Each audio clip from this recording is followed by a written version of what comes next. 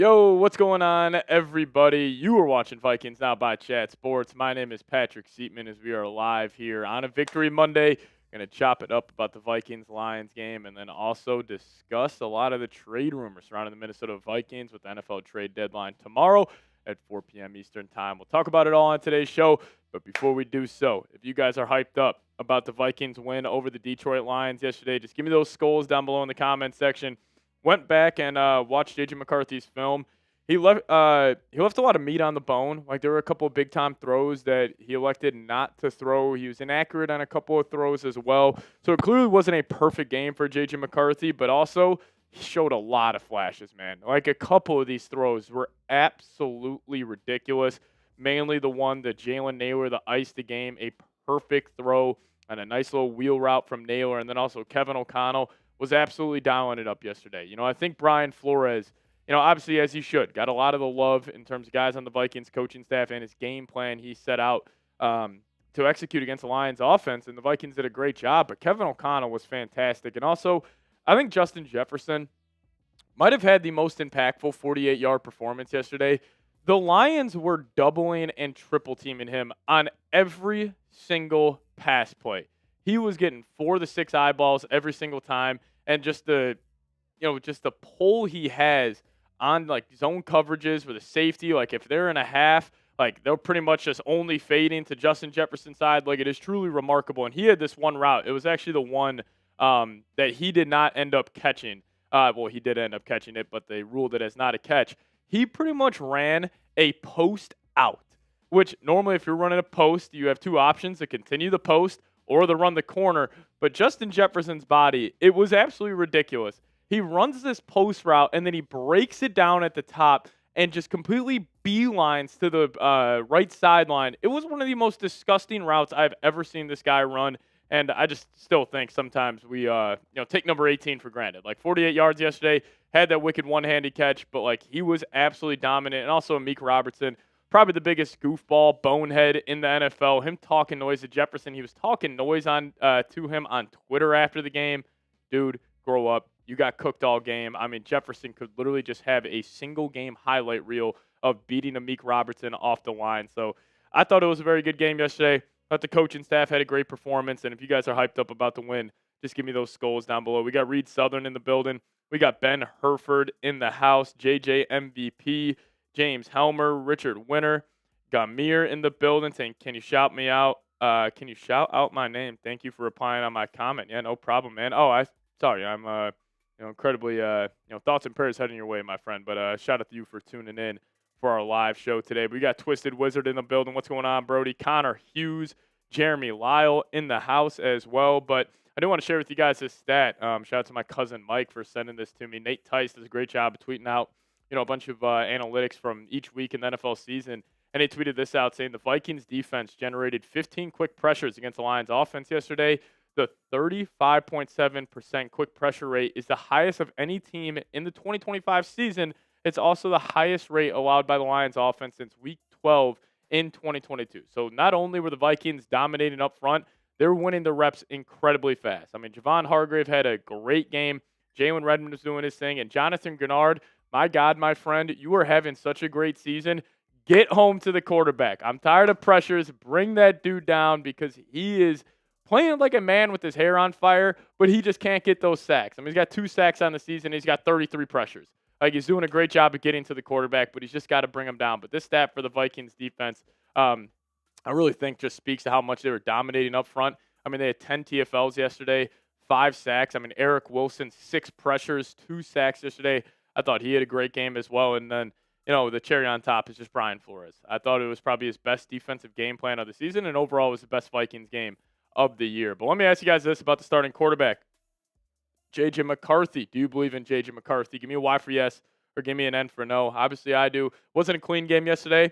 Definitely left a lot of meat on the bone. He missed a couple of deep shots to Jordan Addison yesterday, but he still made a couple of really, really big-time throws. Like, him standing in the pocket, the arm talent is definitely there. And I just think it's going to take time for him to keep on developing.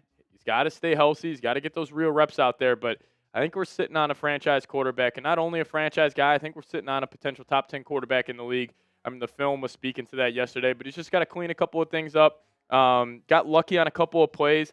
When I was going back and watching it, first off, I thought Jalen Nailor should have caught that ball that was intercepted. Now, JJ also got lucky on a couple of other throws that probably should have been ruled an interception, but got bailed out by flags, like that one roughing the passer that Jack Campbell had on him. 50-50 call. JJ, don't know why he pretty much just threw a fair catch punt to the Lions safety. So he got lucky there, kind of got unlucky on the Jalen Nailor interception, but it all ends up evening out. So you guys let me know, do you believe in JJ McCarthy? Give me a Y for yes or give me an N for no.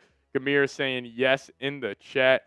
Bricked Breaker saying he is a dog. Philly Game Day saying JJ is like JD5. I think they're kind of opposite. Like JJ's got more of a, like Jaden Daniels is more of just a accurate passer, obviously, than JJ McCarthy. But I think JJ's just got an overall bigger arm. I mean, his arm, some of the throws he was making yesterday were absolutely insane.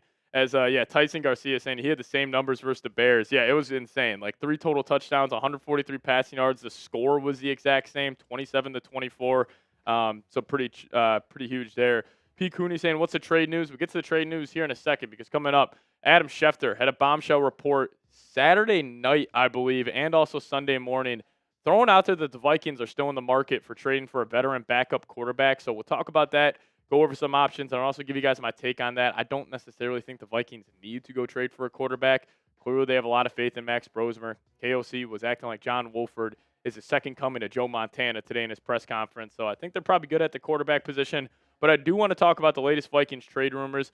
Albert Breer said the Vikings and the Colts are in the cornerback market, which obviously the Vikings corners have struggled a lot this season. So we'll talk about some couple names there. But if you guys are ready to rock and roll, we got 250 people in the building. If you guys could, go down there, hit that thumbs up icon for us. Once we get to 50 likes, we'll start today's show. Just need 14 more of you guys to hit that thumbs up icon. As Tyson Garcia saying, Metellus looks lost out there at times. Yeah, we're going to talk about safety that the Vikings could bring in, that being Minkah Fitzpatrick. Don't know how likely it is for the Dolphins to want to move off him, but with Theo Jackson entering concussion protocol this week, Josh Metellus not being the best in coverage this season, maybe it makes some sense for the Vikings to go out and look for a veteran safety option. Already has that connection with Brian Flores, and his versatility would be huge in this defense. I think he would have a career resurgence if that was the case. But Gamir is saying, do you think the Vikings will beat the Ravens? I don't know. I'm kind of battling right now because, this would be a typical Vikings emotional letdown spot. Like, I mean, as we know, like being a Vikings fan, it's like, honestly, I should have done a better job of sniffing out earlier on in the week that the Vikings were going to beat the Lions because that was just a typical Vikings game where nobody believes in them. Everybody thinks this season is over. Everybody wants to fire Kevin O'Connell, fire Brian Flores, and then they have the answer that they had. But also on the opposite end of the spectrum, when everybody's riding high with the Vikings, it always seems like it comes crashing down. So I'm kind of in between. I'll look more into that game after the trade deadline and get you guys my full thoughts there. But I think it's going to be a battle because obviously the Ravens, one of the most physical football teams in the National Football League. You just played the Lions, one of the most physical teams in the NFL as well. So a lot, wearing on this Vikings front. Specifically in the trenches. So we'll talk about it all, but we appreciate you guys for tuning in. Just crossed over 50 likes. We're going to dive into the first segment here about the Vikings trading for a backup quarterback. Let's do it.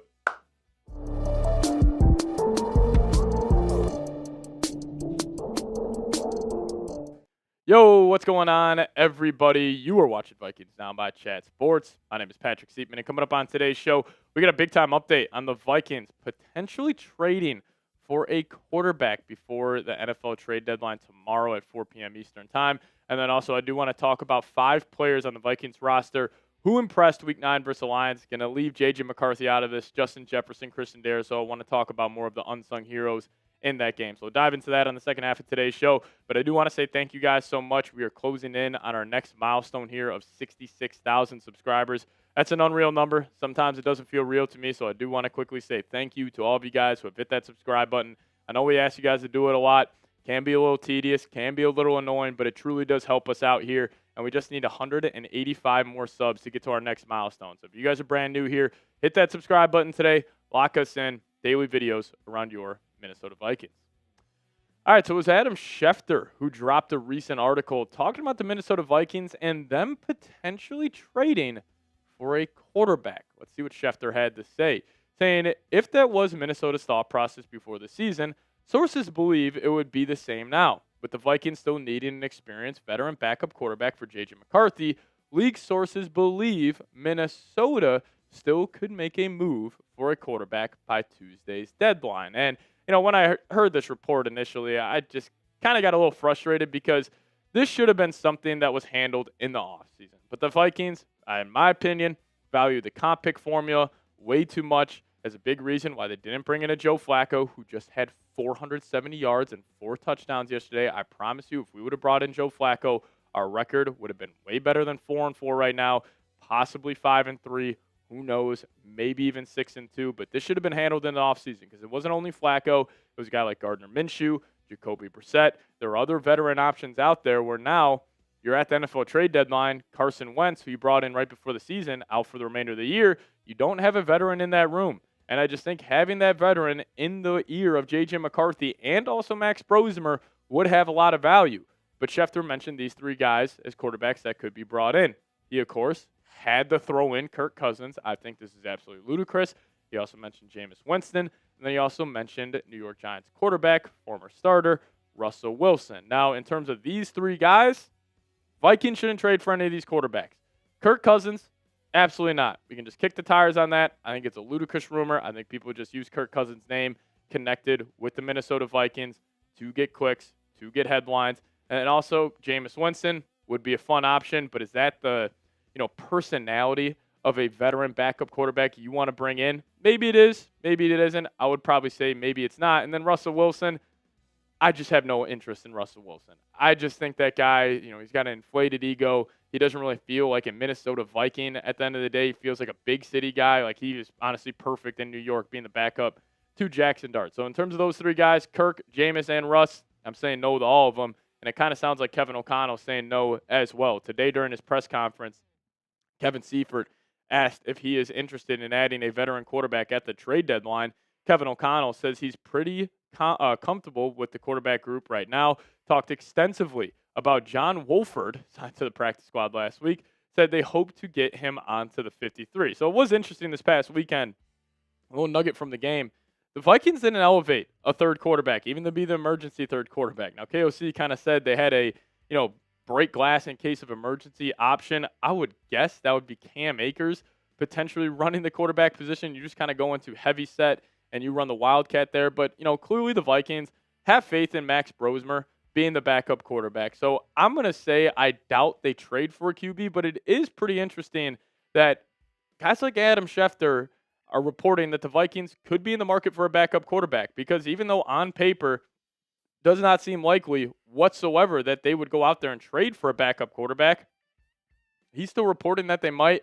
I think they're more than comfortable rolling with Max Brosmer as the backup and John Wolford kind of being that veteran option to help be the kind of like the voice of reason, the veteran in that room. So I'm going to say absolutely not in terms of the Vikings trading for a backup quarterback, but you guys be the GM for me. Should the Vikings trade for a QB? You guys let me know your thoughts down below in the comment section. Give me a T for trade. Give me a P for pass. What would you do with the deadline tomorrow? Should the Vikings trade for a QB? All right, let's talk about what Albert Breer now had to say on the Vikings not trading for a quarterback, but the Vikings trading for a cornerback. Now, obviously, I think the cornerback group is probably the weakest position on the Vikings roster right now. And Albert Breer, he hit it on the head. He said this: as for buyers, the Vikings and Colts are among a list of teams looking for corners. The market isn't rich with options, which could make the Rams trading for Roger McCreary, the Browns getting Tyson Campbell, and the Eagles getting Michael Carter look smart for striking a little earlier. And I agree with what he was saying. Like, the Vikings clearly had a need at the cornerback position even before yesterday's game when Byron Murphy and Isaiah Rodgers had a rough showing. But the Vikings need to add another corner because Jeff Okudah was one of the worst starting cornerbacks in the NFL when he was playing. I actually thought Fabian Morrow, who was elevated yesterday, I thought he had a pretty good outing. But still, the cornerback room is super, super thin. And even the top-end talent that you brought in Rodgers and Byron Murphy, aren't really playing too good of football right now. Like Byron Murphy, his PFF grade has almost slipped to below 50. And his coverage grade, 53.8. But also Isaiah Rodgers, I mean, if you take out that one Cincinnati Bengals game, like he's probably grading out in the 40s. Now, Byron Murphy has been targeted 30 times, has allowed 23 receptions for 271 yards and 3 touchdowns. Now, obviously, he's getting the wide receiver 1 assignment a whole lot. So it doesn't make sense that he's giving up a lot of yards and a lot of touchdowns. But same with Isaiah Rodgers. I mean, he gives up deep plays, it feels like, every single game. 328 yards allowed this season on 23 receptions, being targeted 38 times. And, yesterday I thought the Vikings defense had a great performance top to bottom. But the defensive front was the reason why the Vikings defense dominated and why that unit carried this team. It wasn't because of the secondary, even though I thought Harrison Smith had a good game. I thought, Blake Cashman was really good in coverage, but Isaiah Rodgers and Byron Murphy definitely struggled. And also a guy like Josh Metellus, in terms of being that man that's, navigating the middle of the field, I thought he struggled. But the defensive front yesterday, they got after it. This coming in from Nate Tice tweeting this out, saying the Vikings defense generated 15 quick pressures against the Lions offense yesterday per Next Gen Stats. The 35.7% quick pressure rate is the highest of any team so far this season in the National Football League. It's also the highest rate allowed by the Lions offense since Week 12 of the 2022 season. So clearly the Vikings defense, they weren't just winning up front, they were winning immediately. It's like guys like Javon Hargrave had a great game. Even though Jonathan Grenard didn't have a sack, I thought he was all over the football field. Andrew Van Ginkel was doing his thing. Jonathan Allen was winning early and often on his reps. So the defensive front, that front seven, was the biggest reason why the Vikings were able to get home to Jared Goff five times yesterday, and also had some big-time hits on him. Got him off his spot a whole lot. So shout out to the guys up front, but the secondary definitely struggled. So if you guys want the Vikings to add a cornerback and potentially send a message to GM Kwesi Adofo-Mensah, just give me those skulls down below in the comment section. I think they should. And if you guys want to send a message to the Vikings front office, give me those skulls down below. Now we'll talk about 5 players who balled out for the Vikings yesterday in Detroit against the Lions. But before we do so, got to tell you guys about today's presenting sponsor, and that is Factor Meals. Now eat smart at factormeals.com/VikingsChat50 off and plug in that promo code VikingsChat50 off to get 50% off your first box plus free breakfast for 1 year. Now, the fall season always feels like a reset. Between back to school, busier routines, and shorter days, finding time to cook can be tough. That's why I love Factor. Their chef-prepared, dietitian-approved meals make it easy to stay on track and enjoy something comforting and delicious, no matter how hectic the season gets. And I love Factor because they got more variety and more meals. You guys can choose from a wider selection of weekly meal options, including premium seafood choices like salmon and shrimp at no extra cost. They're also going to help you support your wellness goals so you guys can enjoy even more GLP-1 friendly meals and new Mediterranean diet options packed with protein and good-for-you fats. So eat smart at factormeals.com/VikingsChat50 off. Plug in promo code VikingsChat50 off to get 50% off your first box plus free breakfast for 1 whole year. That's code VikingsChat50 off at factormeals.com for 50% off your first box plus free breakfast for 1 year. Get delicious, ready-to-eat meals delivered with Factor. Now, this offer is only valid for new Factor customers with code and qualifying auto-renewing subscription purchase. All right, so the number one guy that impressed me against the Lions yesterday, and then we'll close this book, and we'll move on to Baltimore. But the number one guy, no doubt, being Javon Hargrave. Javon Hargrave was absolutely fantastic, and his PFF grade was great. 81.4, and he was fantastic against the run. His highest run defense grade in a singular game since I believe the 2022 season, and he was amazing yesterday in terms of the Vikings winning on early downs because we knew that was going to be the case taking on the Detroit Lions. You got to win early, got to get them in the third and long situations, and then let Brian Flores and exotic blitz schemes and his blitz design really start getting home, and that's what happened. And also those 2 tackles for loss he had, just like I was talking about quick pressures early on in today's show, he did that. 2 quarterback hits, 1 sack. Javon Hargrave, tip my cap to you. You were balling out yesterday. And then same with Eric Wilson. You know he was going to be on this list. What a pickup this year in free agency. Former Minnesota Viking, went to the Green Bay Packers, then they brought him back in, and this guy was absolutely unbelievable yesterday. I honestly think PFF kind of screwed him a little bit on his overall grade, only being 63.5. But his pass rush grade was amazing at 73.9. 2 sacks on the day. Also had 6 pressures and only allowed 21 yards through the air. And mainly the stuff that he was allowing was just underneath, and he was tackling very well. So I thought Eric Wilson, the collisions he had hitting the hole, going against Jahmyr Gibbs, David Montgomery, those 2 running backs for Detroit are probably waking up incredibly sore today because of what 55 did to him. But also his running mate, Blake Cashman, had an amazing game.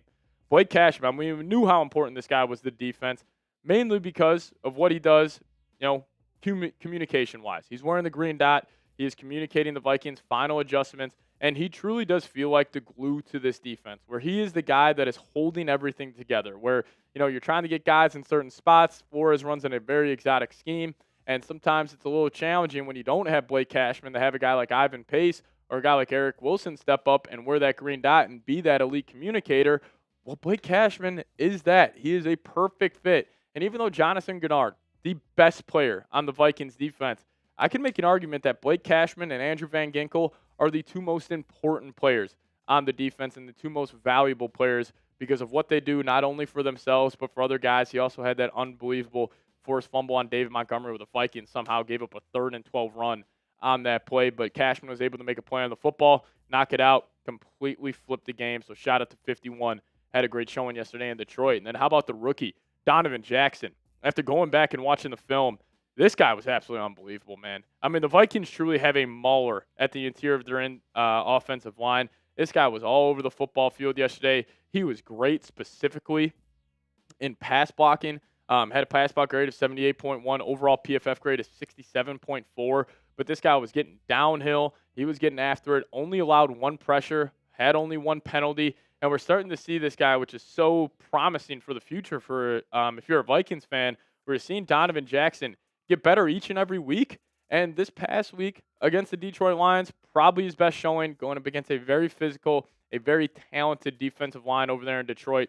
So Donovan Jackson had a great game. And then how about Harrison Smith? Harry the Hitman. Unk still got it. Number 22, he had a fantastic game yesterday, and he was all over the football field. I mean, the Vikings were lining this guy up all over. And he also had 64 snaps, so he's clearly, playing a lot more than he was over the past couple of games. But hear this out. This is where Harrison Smith aligned yesterday. He had 7 snaps at the defensive line, his most of the season.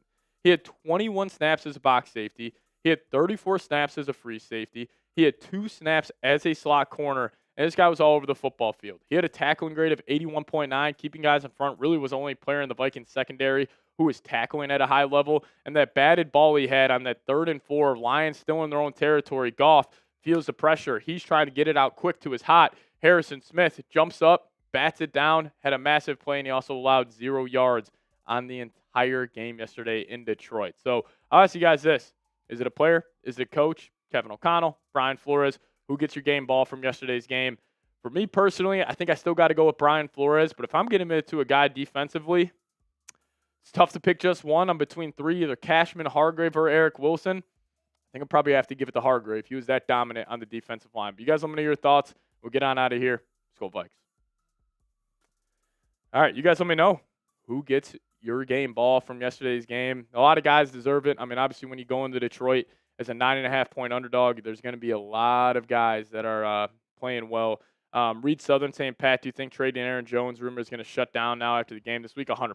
I don't think there's a chance Aaron Jones gets traded. And even a guy like Jalen Naylor, I don't think the Vikings would have too much interest in trading him as well. As Twisted Wizard saying, Andrew DePaulo. Never forget, he's going for his 3rd straight All-Pro as a long snapper. Hopefully he gets that nod. As Elijah Thomas saying, Trey Turner. Yeah, Dallas Turner only played 16 snaps yesterday. A little concerning. I mean, he's just got bust written all over him, but we'll see. Untoasted Muffin saying Jalen Redmond, that's another good option. I mean, Redmond was absolutely fantastic. As we got Mr. Rick in the building saying, Patrick, my man, Mr. Rick, thank you so much for tuning in. Jackson Dart, J.J. McCarthy, they got a lot of similarities, Mr. Rick. They both have this energy about them that is absolutely contagious to their teammates. And we're seeing it with Dart. Now we're seeing it with J.J. finally playing for the Vikings. It's exciting times. Exciting times. Can't wait for that game. I think it's week 15 against the Giants. So that should be a lot of fun. Reed Southern going Andrew Van Ginkel. That's not a bad option as well. I mean, you see how how more complete this defense is with AVG in the lineup. Harvey Buxton. Whoa. Harvey. Really? Saying JJ might be a middle of the pack quarterback. Harvey, are you serious right now? You changing your take on McCarthy. This is breaking news here on Vikings Now that Harvey Buxton is being optimistic here about J.J. McCarthy. I mean, guys, I think we might have to stop the live show here for my guy Harvey hopping on board. Oh, running back. My bad. You're ridiculous. Twisted Wizard saying Nix is better than JJ. It might be better right now. Give JJ a couple more games, and he won't be. Flores gets a game ball from me. That's a good answer, too, Richard. Mr. Rick saying Daniel Jones turned back into a frog yesterday. Yeah, actually the past 2 games for Daniel Jones, he has not been good. And we knew that was coming. He was going to go turn back into a pumpkin eventually, and it seems like it's starting to happen. I mean, the Colts can't run the football. Like, how impactful is Daniel Jones going to be? Brandon saying use Mason more outside runs.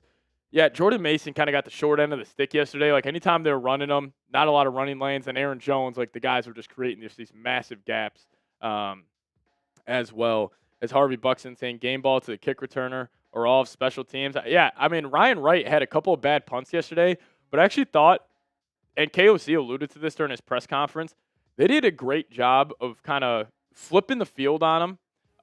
Where remember the Vikings were like 4th and 3 right around midfield 2 times in the second half, and instead of electing to go for it, he put faith in his defense, he put faith in his punter, and Ryan Wright back-to-back times pinned the Lions down at the 7-yard line. Just some great punts there. So, Ryan Wright, tip my cap to you, even though he had a 1 shank job. Overall, I thought it was a pretty solid day from the punter. As Chris saying, 30 games for a fair assessment. Yeah, KOC, I mean, he pounds the table for that. You need 50 quality starts to really find out from, like, your last year in college to, like, your first couple of years in the NFL to really get going. Block kicked realistically killed the game. I mean, that was obviously huge. Shout out to Levi Drake Rodriguez making him play. What a steal for this Vikings, brass to find him in the 7th round. He has been awesome. Vikings follower saying JJ is generational. He obviously has it. No other new QB else winning on the road in the division. I agree with you. Also, I don't know if you guys saw this on Twitter. Ended up kind of getting a lot of traction. I just tweeted out, not even a take. I just tweeted out a fact. I just said J.J. McCarthy now has more NFC North wins than Caleb Williams, and Bears fans were crying in the mentions of that. How does last place of the division taste? Yada, yada, yada, yada. I was saying on the watch party yesterday, Detroit Lions fans might have the lowest IQ in the NFL. I completely forgot about our old friends over there in Chicago. These guys are the most delusional fan base in the league. It is absolutely hilarious. But should you say type W9? W9. Yeah, J.J. McCarthy. All he does is win, my friend. Do you think we could draft Coy Parrish? I hope so. He is not draft eligible this year, but next year, 100%. Get that golden gopher in the purple and gold. Brian Flores would be a big fan of it. Let's trade Turner for Ward in a second. Not sure if Cleveland's doing that. Connor Vikings and Skull Pat, shout out to you. A second noon game might be the turning page game in the beginning of a dub streak. If the Vikings could somehow beat the Ravens next week, man, oh man, because then you got the Bears at home the following week because you're going to want to – so what I'm thinking about the Viking schedule here is you got the next 4 chunk, like the next 4 games. You got the Ravens at home, and then you got the Bears at home, and then I think you're in Green Bay and in Seattle. I think you just have to split these 4 games, where if you can get the 2-2, you move the 6-6 because that Commanders game at home, that Cowboys game on the road, and that Giants game on the road, you have to, at bare minimum, go 3-1 in that stretch. So you take these next 4 games of Week 10 versus the Ravens, try to split these next 4 on the left side. So you go 3-2 on the left-hand side of your screen. You move the 6-6. And then you got the Commanders at home. Hopefully you move the 7-6. Beat the Cowboys 8-6. Maybe let's just say you split against the Cowboys and Giants. And then would you be 8-7 going into the last 2 games? And you got the Lions and Packers at home. Maybe you get into the playoffs at 9-8.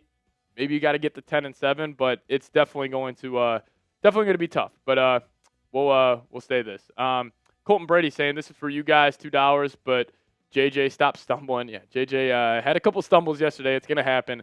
Not really too concerned about it. He also came in, Colton, and said, "Hey Patrick, JJ just needs to stay up after pressure," which he'll get better at that. I mean, I'm sure he's just trying to get more accustomed to the different speed of the college game compared to the NFL game. So I hear you. Definitely needs to be a little better in the pocket. He left a lot of meat on the bone. But also like knowing JJ, knowing what he's built, like all those bad plays that he's seeing on film, he's gonna get in the lab. He's gonna learn from it, and hopefully against the Ravens. Like I think this Ravens game. This might have to be a game where the Vikings, because John Harbaugh is going to come in here and they're going to be like, hey, we got to dominate the trenches. We got to take away the run game. We got to establish a run. So I think this game against the Ravens, with their secondary being shaky, this might have to be a game where JJ might have to kind of go a little Superman cape and have a very effective, 300-yard, 3-touchdown game. Again, a lot of pressure on a kid, making his 4th ever career start against the Ravens, but that's just reality of the situation. So, Colton, I appreciate you. But I do want to dive into the latest Vikings trade rumors as Gamir in the building saying, I'm going to the Vikings game in Dallas. Shout out to you. We're actually in Dallas, Texas. That's where our studios are at. So, enjoy the city. And Harvey Buxton saying, just look at D. Henry and he will drop the ball. He hasn't fumbled in a little bit, but hopefully Derrick Henry coughs one up this weekend. That'll be sweet. JJ is going to keep getting better and better every week, 100%. We just got to be patient with him. I mean, that was his 3rd career start, everybody. Really think about that. Think about how Caleb Williams looked in his 3rd career start. Think about how Drake May looked. I mean, Jaden Daniels really came on, the scene and lit it up last year, but even Bo Nix was horrible during the first half of last season. So just give him a second. We'll be good.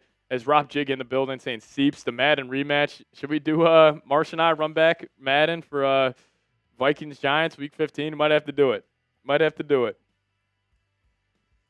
Purdy beat Tom Brady in his first game. He did. That early pass in the first quarter that Addison dropped was a dime. I know. Looking back on it, obviously we saw it on the TV copy, but J.J. McCarthy, I mean, he put that right in the breadbasket. And you sure Addison's looking at that film saying, man, we got to be better. Also, something hilarious. Somebody asked Kevin O'Connell at the press conference today. It was like, hey, how are you guys going to scout Lamar Jackson? Because obviously I think that's the toughest part about facing Lamar is you're going to have to find a scout team quarterback that is able to, replicate his athletic ability.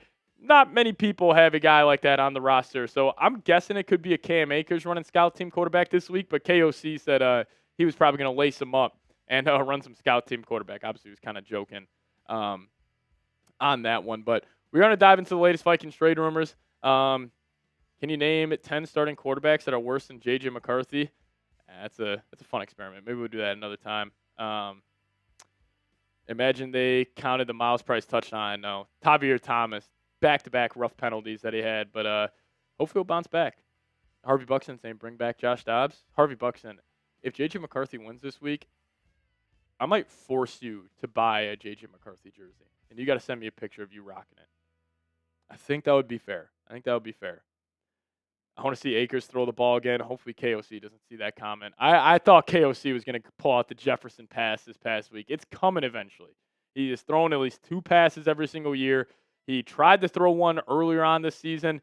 Did not work out. It is coming again. There will be a JJ or there will be a Justin Jefferson pass.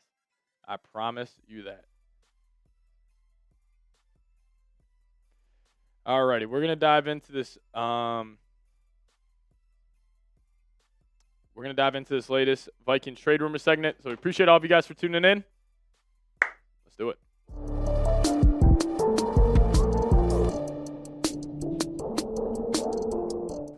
Yo, what's going on, Vikings fans? You are watching Vikings Now by Chat Sports. My name is Patrick Siepman, and coming up on today's show, it is NFL trade deadline day, and we're going to be looking at 5 Vikings trade targets if they do decide to be buyers at the trade deadline. Now, I will say this off the bat. I fully expect the Vikings to stand pat. I don't think they'll be sellers. I don't think they'll be buyers. But if they are trying to get a little aggressive, maybe they got a little more faith in that quarterback, number 9, J.J. McCarthy, than we all do, maybe Kwesi picks up the phone and tries to get a little aggressive. And he's got the ammunition to be aggressive. I mean, the Vikings still this season have $16.63 million in cap space, according to Over the Cap. Obviously, they're projected to have 11 picks next year in 2026. So you will have draft picks. You'll have cap space. Pretty much go trade for whoever you want if you really want them bad enough. So we'll talk about 5 trade targets here.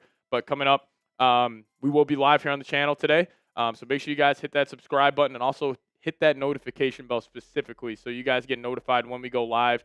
We're going live at 12 o'clock Central Time, so right at noon with the trade deadline at 3 p.m. We'll be live for 3 hours, chopping it up, reacting to all the biggest NFL trades. I expect the Packers will probably trade for a tight end after Tucker Kraft tore his ACL. You know, the Lions are going to want to get aggressive. The Bears are looking for an edge rusher, and who the hell knows what the Vikings are going to do. So make sure you guys tune in then.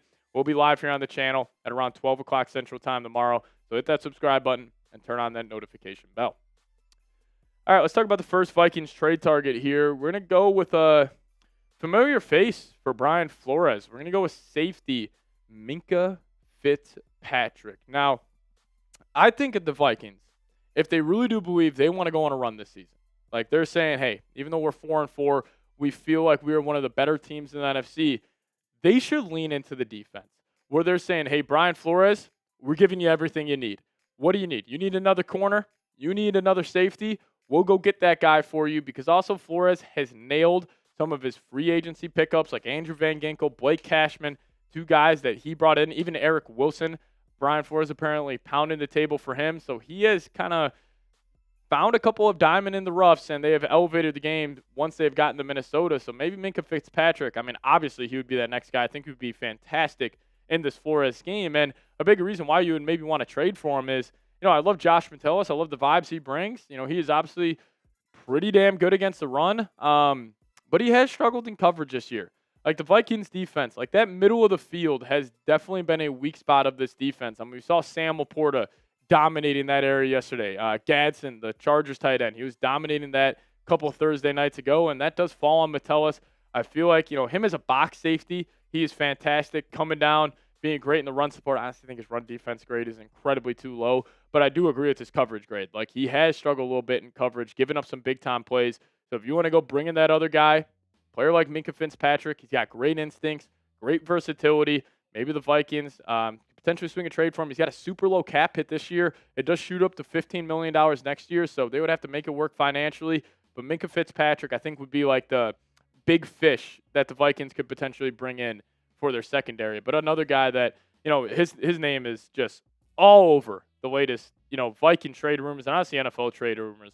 That being Riq Woolen of the Seattle Seahawks. Now, I also have some doubt that the Vikings would potentially want to trade, or that the Seahawks would be willing to move off Riq Woolen.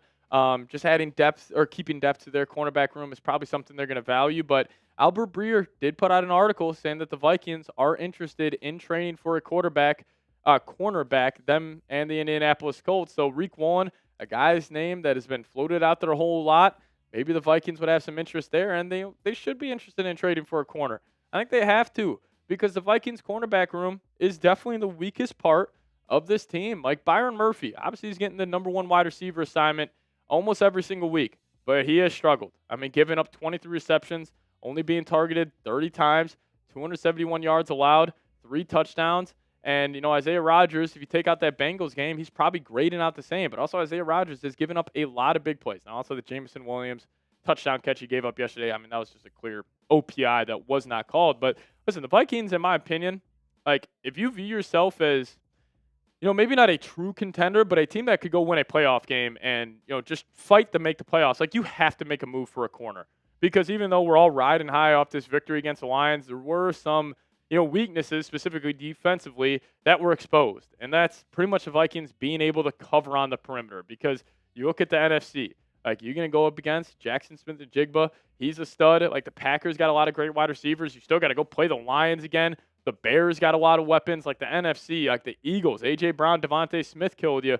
Like, the NFC, like, the weapons they have. Even, like, the Tampa Bay Buccaneers, Emeka Egbuka, Chris Godwin. If Mike Evans can come back during the later half of the year, like, they got great weapons too. And obviously the Los Angeles Rams, Devontae Adams, Puka Nacua, like, there are weapons on pretty much every single NFC playoff team. So I think the Vikings need to make a move for a corner, and I just think it's the weakest position group by far. But you guys, let me know your thoughts. What is the biggest position of need for the Vikings heading into this NFL trade deadline? I think it's the cornerback position.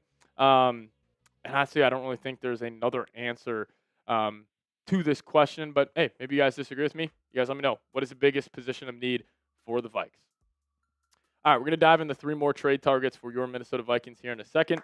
But first, got to tell you guys about today's sponsor, Factor Meals. And if you guys want to eat smart, head over to factormeals.com/VikingsChat50 off and use promo code VikingsChat50 off to get 50% off your first box, plus free breakfast for 1 year. Now, fall always feels like a reset. Between back to school, busier routines, and shorter days, finding time to cook can be tough.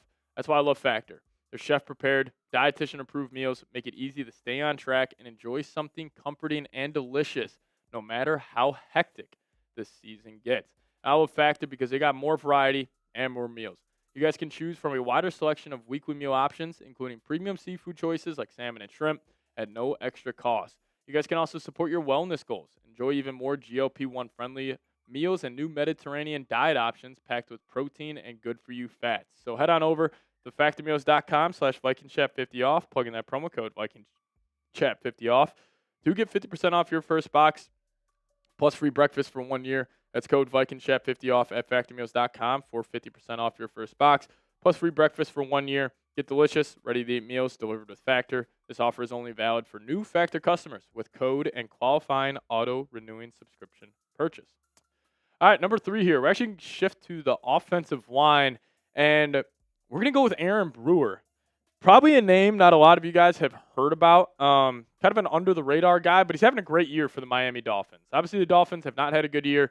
Tua Tagovailoa definitely struggling. Mike McDaniel struggling. Just overall, the whole organization struggling. And we just saw them trade Jalen Phillips to the Philadelphia Eagles. So maybe they're having a fire sale. I don't know if they would have any interest in trading away this guy, but he is having a great year. Still 28 years old. Has played in over 500 snaps for the Dolphins offense. He's got an overall PFF grade of 76.5, which is the 4th highest out of all eligible centers in the National Football League, and his run blocking grade, 87.6. Now, I was talking to the Dolphins Today host, my guy Nick Roloff, and he said the Dolphins would probably want a second-round pick for him. I thought that was a little rich, so my offer to the Dolphins would be a straight-up third-round pick.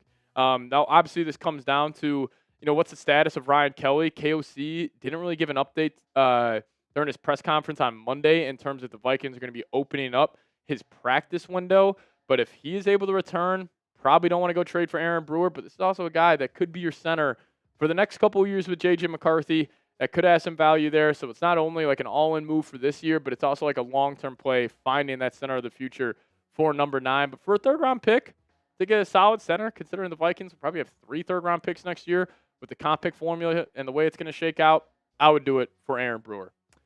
But number 4 here, Cincinnati Bengals corner, actually one of my favorite corners in the league, Cam Taylor-Britt. Now, he is obviously not the same guy that you guys remember watching, in the playoffs a couple years ago going against the Cincinnati Bengals. Like Cam Taylor-Britt, a very aggressive press man corner, talks a lot of smack. I like the swagger and just the confidence he has at that cornerback position. And, with the Bengals, now dropping to 3-6, giving up probably an average of, 43.5 points over the last 2 weeks. Like, that defense is struggling. I don't know if they would have too much interest in trading Cam Taylor-Britt, but if he is potentially out there, I say you go get him. Just, the number one, just add depth to that room. Now, actually, Sports Illustrated connected the Vikings to Saints corner Alontae Taylor recently, and Alontae Taylor is a good player. Reports out there that the Saints could potentially want a third-round pick. I'm not sure if I would do that for Alontae Taylor, but this guy is a very talented football player, and again, he would just add more depth to this cornerback room. He would probably be an immediate starter, so that's a name to keep your eyes out on. But again, kind of to conclude my thoughts here, I doubt the Vikings make any moves before the NFL trade deadline, and that's okay. Like, obviously, like as a fan, like we all kind of play, Madden franchise in our head. We're like, oh, trade deadline's coming around. F them picks. Let's go get this guy. Let's go get this guy. Let's go get this guy. I don't necessarily think it would be the right move for the Vikings to truly view this as an all-in year. Like, clearly J.J. McCarthy, it's going to take some more time to him eventually get to that top 10 quarterback in the league standard, which I think is in him. It's just going to take, one Vikings fans being patient and this guy to continue to develop. So I don't think the Vikings will make any moves before the trade deadline, but maybe you guys disagree with me. Maybe you think the Vikes will get a little aggressive here. What say you? Will the Vikings make a trade before the deadline? Give me a Y for yes. Give me an N for no. You guys, let me know your thoughts. And again, hit that subscribe button on your way out. We're going to be going live for the NFL trade deadline. So tune in then. We'll see you guys next time. Let's go Vikes. All righty. See if my Jay Smith jersey came. Jay Smith. Who is Jay Smith? David Cushmore saying, do the Vikings get Sauce Gardner in a trade? Probably not. The Jets would be the Jets would be financially screwed if they would even choose to trade Sauce Gardner, which they would not do. Hey, those Sauce Gardner trade rumors, they were hot for about 48 hours during free agency. That was fun. But, yeah, I just, probably not going to happen. But David Cushmore, again, that would feel good on Madden. Like, you could just say, F it. Let's go get Sauce Gardner. He'll do great in the purple and gold. Sauce Gardner, requested trade. That'll be sweet. The only way they could do that. But, again, it makes no sense for the Jets financially. to trade Sauce Gardner. And Max saying, I like that move. Kelly has had too many concussions the past couple of seasons. Yeah, again, I don't think the Dolphins would be willing to move off Aaron Brewer. Just another name to kind of keep your eyes out on.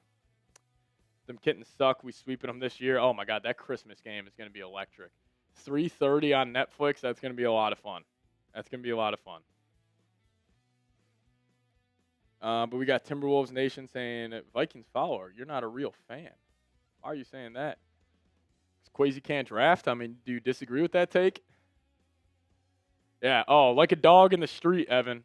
Like a dog in the street. That was probably the coolest moment from the game yesterday. J.J. McCarthy at the end of the game, he was breaking down the team. He was like, bring this shit in. Bring this shit in. And he said, like, hey, we can't have an emotional, letdown spot. And then he was like, he finished it off. He was like a dog in the street. And then everybody kind of gave a woof at the end. It was pretty cool. Jay Viking saying, you are from Cincinnati? No, I went to college in Cincinnati. I'm from Chicago, actually. Born in Minneapolis, though. Kwesi needs to be fired after the season. Yeah, I mean, he has been terrible. I still think the Kevin O'Connell hatred mainly coming in from my I think my dad's got about 30 burners on Twitter. I mean, this guy just hates KOC. I don't know what his deal is. Yeah, I don't know. I think more of the slack of this Vikings team, falls on the GM, but we'll see. Yeah, no, I love that. Like a dog in the street. And also, like, after the game, J.J. McCarthy's eyes, like, he was in a trance listening to Kevin O'Connell. He's like, yeah. Like, he literally looked like he was possessed. Like, it was like a serial killer. It was awesome. Love KOC, hate Kwesi. Yeah, that's kind of where I'm at. Don't hate. I don't hate. Hate's a strong word. He has just had he just hasn't been a good drafting GM. That's let's call it like it is. Yeah, I mean, the Vikings probably won't get a top 10 pick anymore in the draft. We'll see. I mean, schedule's still very hard. Anything can happen. Like, I mean, just like we saw, like, the feelings we're having right now about this Vikings team compared to last, like, keep this in mind. We get blown out by the Ravens. We're having those same conversations this time next week that we were having after the Chargers game. Eagles game proved they needed a corner or two. Shit, man, the last 3 games probably proved you need a corner or two. David Cushmore coming in, $2 super chat saying, can we get the 10 wins? You just want to flash the schedule up, and we'll try to walk through this. Bro said stalking. You were in my notifications. Oh, Vikings follower and Timberwolves Nation having a little beef in the live chat right now. Everybody, family-friendly show. Let's all take it easy. But, all right, David Cushmore, let's see if we can get to 10 wins here. So, I'm going to say you got to go 2-2 over the next 4 games. I think you have to beat the Bears at home. That is 100% a must-win game. So let's just say, all right, hypothetically here, let's say you win your next 2. You get to 6-4, long shot, but let's say it happens. Then Packers, probably going to lose. Seahawks, might be the best team in the NFL, probably going to lose that game. So you're 6-6. Commanders at home, that should be an absolute win.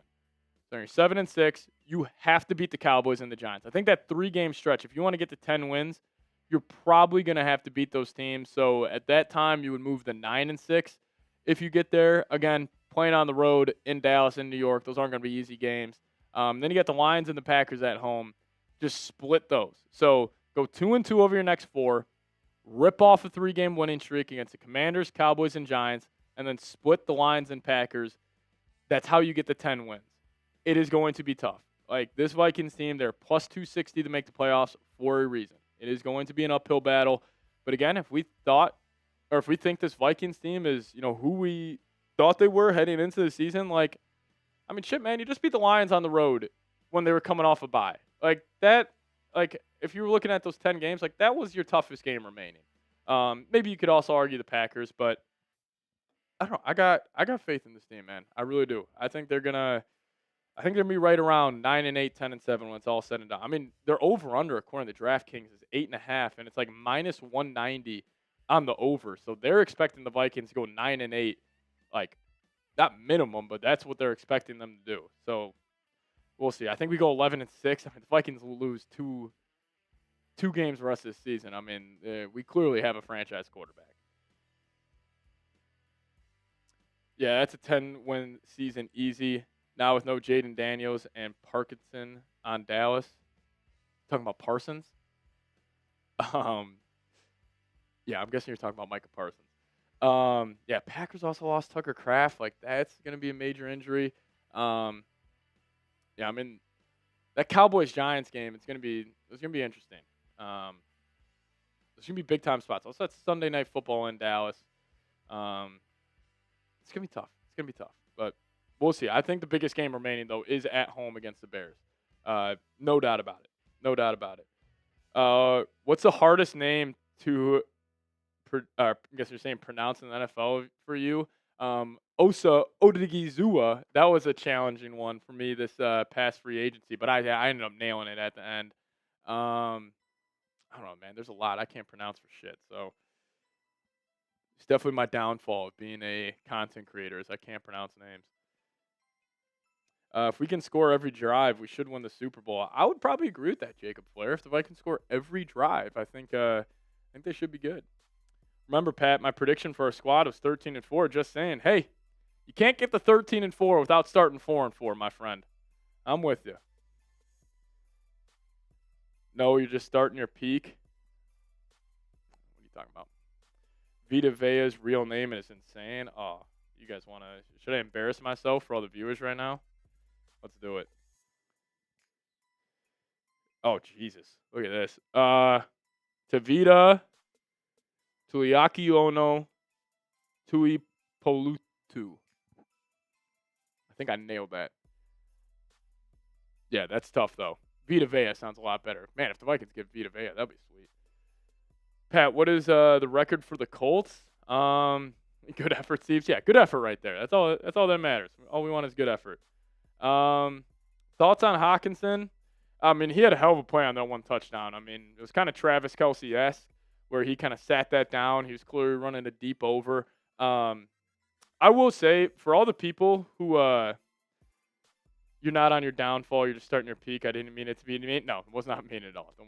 Don't worry about it. Brady, then what's going on? For everybody watching right now, please go check out the QB School. He did an all-22 breakdown of J.J. McCarthy versus the Lions. You guys will be very encouraged after watching this. Number one, you're going to see the Justin Jefferson impact. Justin Jefferson, I mean, probably the most dominant 48-yard game I've ever seen. The routes he was running yesterday was ridiculous. The looks he was getting was ridiculous. Like, if you guys truly, want to take 45 minutes out of your night tonight, just look up the QB School on YouTube.